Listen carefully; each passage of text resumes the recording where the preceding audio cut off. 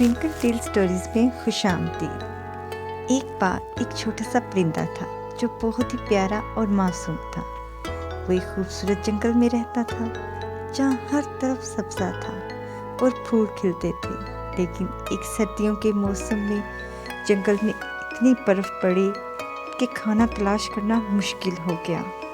छोटा परिंदा बहुत भूखा था और सर्दी से कांप रहा था। अचानक इसने एक बड़े दरख्त के नीचे एक छोटा सा घर देखा।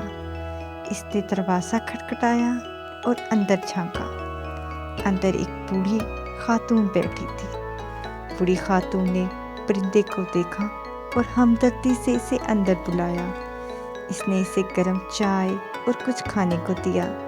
परिंदे ने खाना खाकर अपनी भूख मिटाई और गर्म चाय पीकर अपनी ठंड को दूर किया।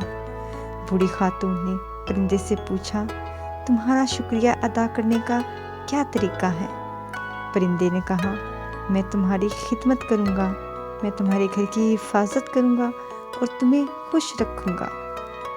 बूढ़ी खातून मुस्कुराई और कहा, तुम्हारी मोहब्बत ही मेरे लिए काफ़ी है मेरे दोस्त।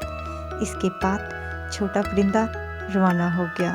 बूढ़ी खातून के पास आता और इसके वक्त के साथ वक्त गुजारता। वो इसे गीत सुनाता और इसे खुश रखता।